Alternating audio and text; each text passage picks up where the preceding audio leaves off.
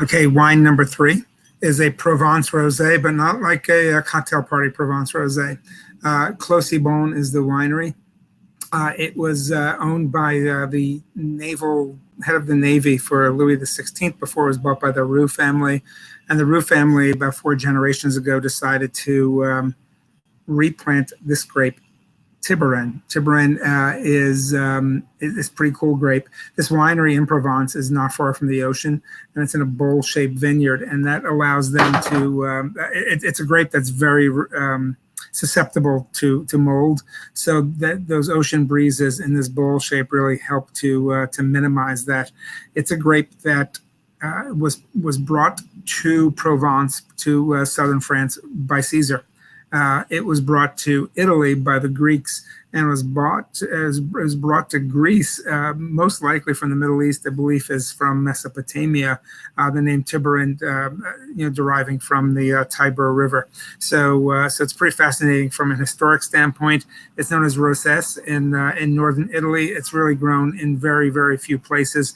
Another reason why it's difficult is that it's very irregular shaped grapes and bunches that ripen at different times. So it's even difficult from that perspective. So first of all, you're having some history in a glass here. The other thing you'll notice on the label is that it has the grape name, and it says Cru Classe.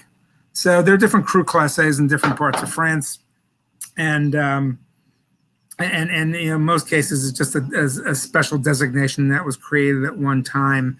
Only 2 parts of France, though, is it specific to vineyards, usually specific to an area within a wine region, but only in Provence and in Bordeaux is it specific to vineyards. And there were originally 23 Cru Classe wineries in Provence. Now there's 18. There are 5 no longer making wine, but this is the only one that got the exception where they're actually allowed to use the name of the grape on the label because it is such a special grape.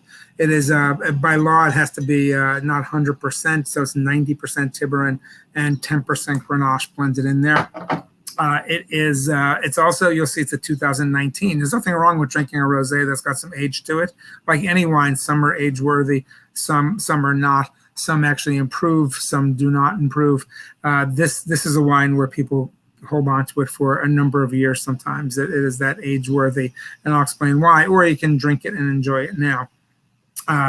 It is fermented in stainless steel, and then it is aged for a year in fougères. Fougères are large 5,000-liter barrels. Again, pardon my French. And there's no malolactic fermentation to give creaminess, but the barrel aging, these 100-year-old barrels do impart some more mouthfeel to the wine. They don't fill the barrels all the way either, so it creates a thin layer of floor, and floor is something that you find in the making of sherry and other fortified wines. So you're going to get some really interesting textures in this wine. Definitely a food wine, definitely with any heartier Provence fare. Load up the ratatouille, load up the olives on this one. But again, it's a fascinating wine to try by itself. It is, again, it's very textural, very interesting, and it is Provence, but it is not, again, that what you're used to seeing, that kind of stylish bottle, that very pale pink. This is a green bottle, but incredibly well made. Only about 5,000 cases made of that. Again, all 3 of the wines that we have here, are Southern French in their roots, whether it's the grapes or stylistically. All are great with summer fare, especially heartier vegetable types of dishes, seafood dishes, lighter protein dishes. I'll even go so far as to say that if you are doing any kind of a grilled meat with vegetables or salad on the side that has more of a kind of a summer feel to it, these wines would work with that as well too.